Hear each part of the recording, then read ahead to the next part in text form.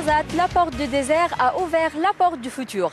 La ville, célèbre pour son histoire cinématographique, abrite aujourd'hui la centrale solaire Nour, la plus grande du monde. Un projet qui vise à doter le Maroc d'une énergie propre et durable.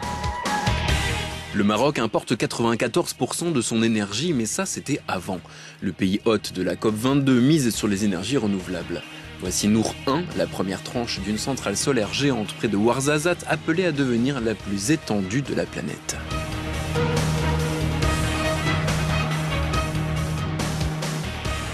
Le principe de fonctionnement, c'est que ces miroirs permettent de réfléchir les rayons solaires vers un tube central pour chauffer un liquide caloporteur. Ce liquide est transporté vers l'îlot de puissance pour être échangé avec de l'eau et pour produire de la vapeur. Cette vapeur entraîne une turbine et produit de l'électricité qui est évacuée vers le réseau national. Cette centrale est dotée d'un système de stockage thermique d'une capacité de 3 heures. Nour 1 est en service depuis février 2016.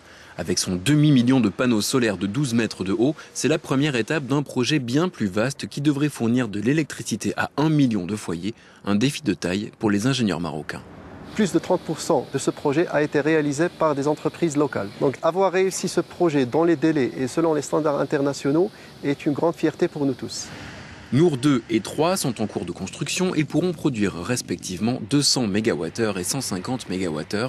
Dans sa version finale, le parc solaire sera installé sur 2500 hectares.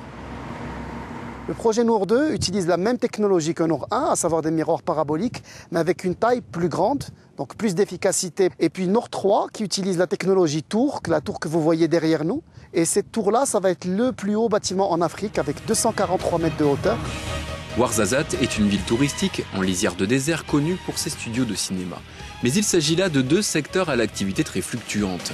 Pour les habitants de la région, la construction de la centrale solaire a donc été une aubaine puisqu'elle a engendré des milliers d'emplois locaux.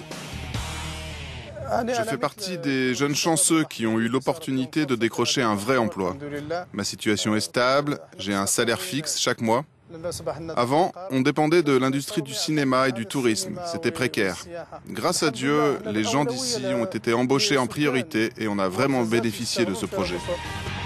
En matière d'énergie renouvelable, le Maroc s'est fixé pour objectif un premier seuil de 42% en 2020, une ambition que le Royaume pourrait atteindre grâce à sa nouvelle centrale solaire géante.